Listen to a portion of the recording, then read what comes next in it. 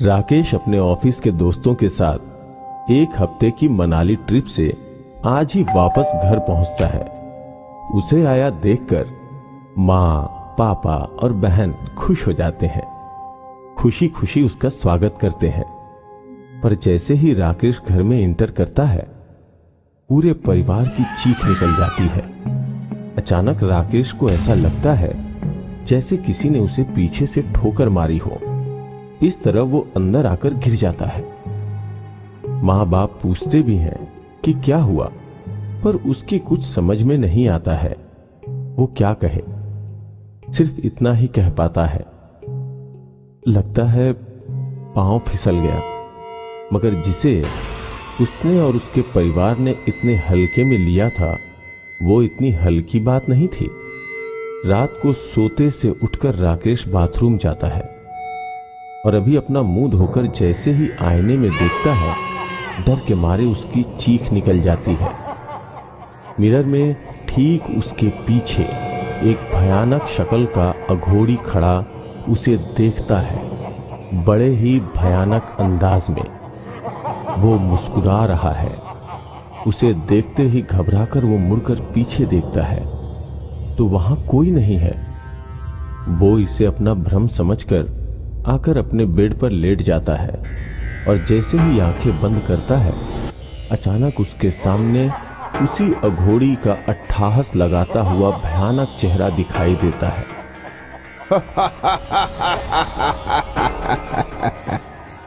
वो घबराकर उठ बैठता है, आसपास देखता है, कोई नहीं है। तभी उसे उसी अघोरे की भयानक आवाज सुनाई देती है, अब तू मरेगा, अब तू मरेगा। वो पूरी ताकत से चीखता है, कौन है, कौन है? तभी आवाज आनी बंद हो जाती है। चारों तरफ सन्नाटा छा जाता है। वो अभी यहां वहां देख ही रहा होता है कि उसे उसके पापा की आवाज सुनाई देती है। क्या हुआ बेटे? सुनकर वो चौंक कर देखता है। उसके पापा मम्मी सब खड़े हैं। उसे कुछ ना कहते देख मां कहती है, थककर टूर से आया है, लगता है कोई सपना देखा होगा, आराम कर बेटा।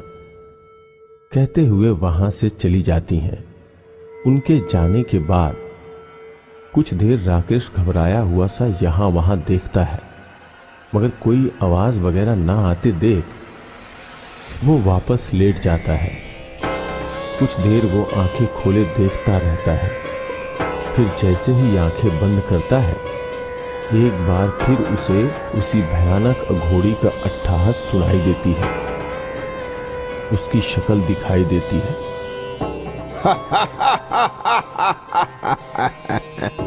अब तू मरेगा,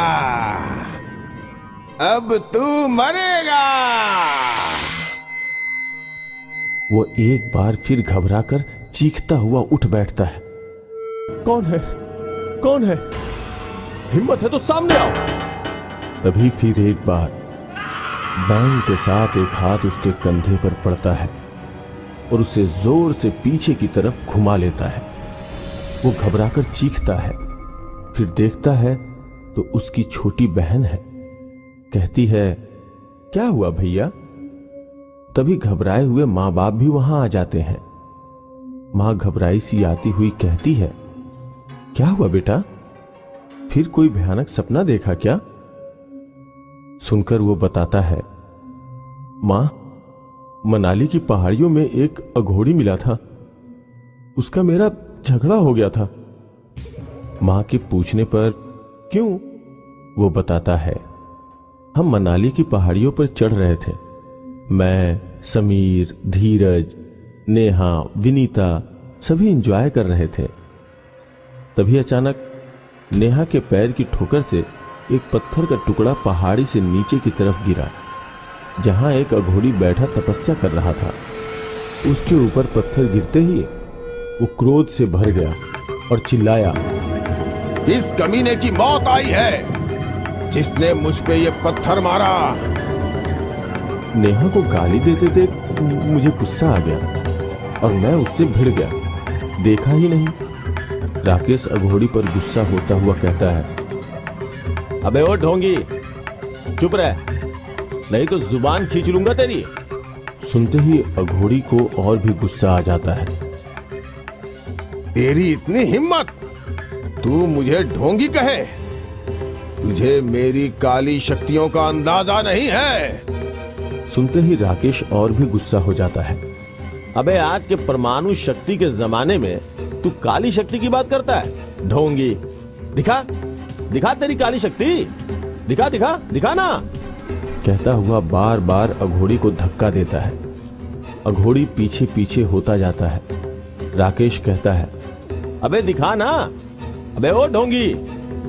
सुनकर नेहा उसे पकड़ती हुई कहती है, छोड़ो ना राकेश, बात खत्म करो। सुनकर राकेश को और भी जोश आ जाता है, चीखता है, अबे तूने क्या हमें डरपोक समझ रखा है? हा? तेरी ऐसी काली शक्तियों पे थूकता हूं मैं।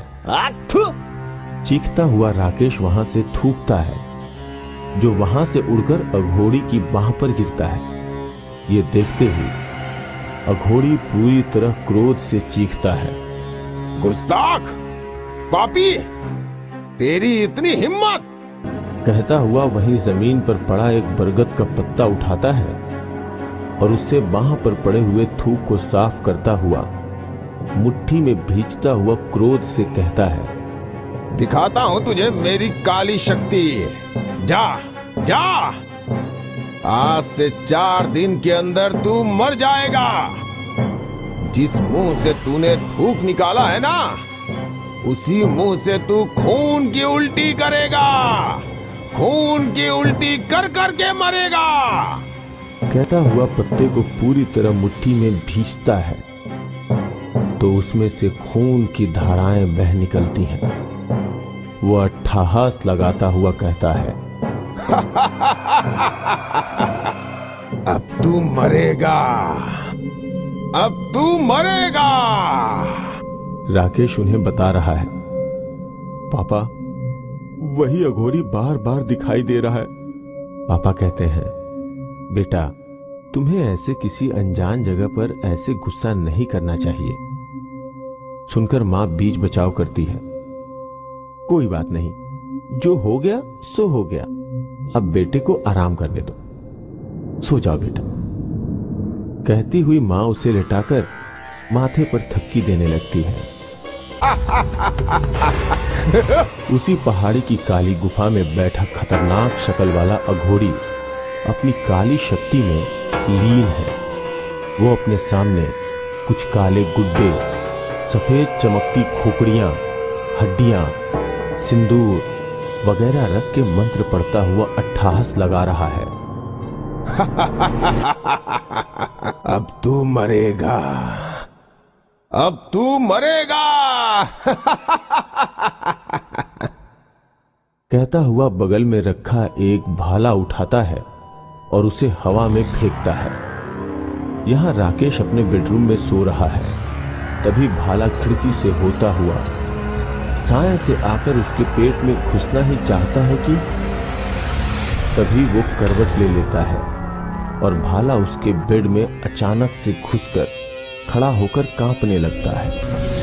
आवाज सुनकर उसकी नींद खुलती है तो बगल में घुसा इतना बड़ा भाला देखकर वो डर जाता है। वो भाले को छूना ही चाहता है कि तभी घबराकर हाथ पीछे कर लेता है। तभी उसे फिर वही भयानक अट्ठहास सुनाई देता है। अब तू मरेगा, अब तू मरेगा। यहां अघोड़ी अपना मंत्र पढ़ता हुआ कई सुइयां उठाता है और मंत्र पढ़ते हुए अपने सामने रखे गुड्डे में चुभोता है। यहां सुई चुभोते ही वहां राकेश को ऐसा लगता है जैसे कोई सुई उसके बदन में चुभो रहा है। वो तड़पता है, चीखता है, उसकी चीख सुनते ही उसकी माँ, बाप, बहन घबराए से दौड़ते हुए आ जाते हैं। उन्हें देखते ही वो चीखता है, बचाओ बचाओ, कोई मेरे बदन में सुई चुभो रहा है, बचाओ बचाओ मुझे। और उसके माँ बाप बहन भी देखते हैं। उसके बदन में जगह जगह छोटे छोटे छेद हो रहे हैं, जैसे कोई सुई चुभो रहा हो। साथ ही उसमें से खून की बूंदें टपकती हैं। राकेश तड़पता हुआ चीखता जा रहा है।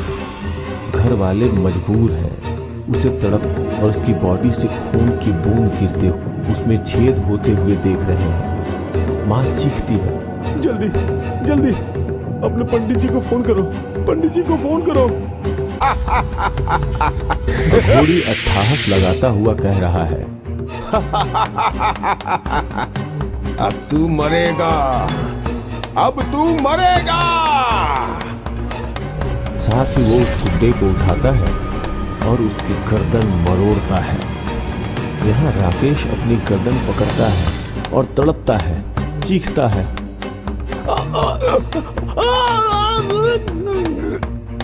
तभी यहाँ घोड़ी गुड्डे के दोनों हाथ पकड़कर पीछे की ओर मोड़ देता है।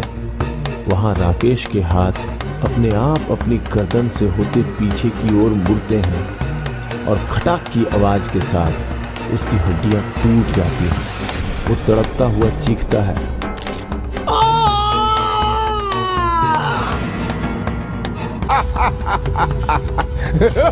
अट्ठास लगाता हुआ कह रहा है, अब तू मरेगा, अब तू मरेगा। साथ ही वो उस गुड्डे के पेट में अपने पास पड़ी हड्डी से जोर से वार करता है। गुड्डे के मुंह से खून की धारा निकलकर बाहर गिरती है। वहां राकेश के मुंह से भी खून की उल्टी होती है। साथ ही उसे वही भयानक अघोड़ी का अट्ठाहस सुनाई देता है,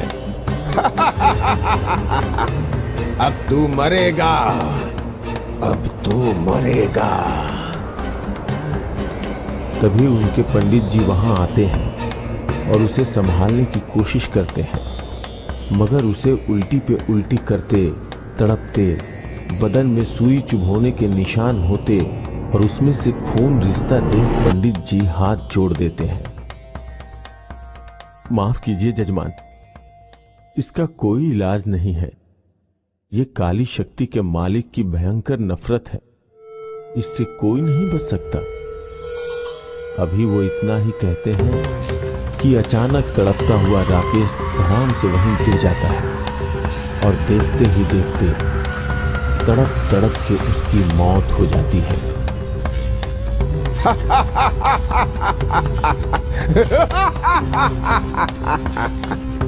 मर गया। आज के बाद कोई भी किसी अनजान जगह पर तपस्या करते हम अघोड़ियों से पंगा नहीं लेगा, वरना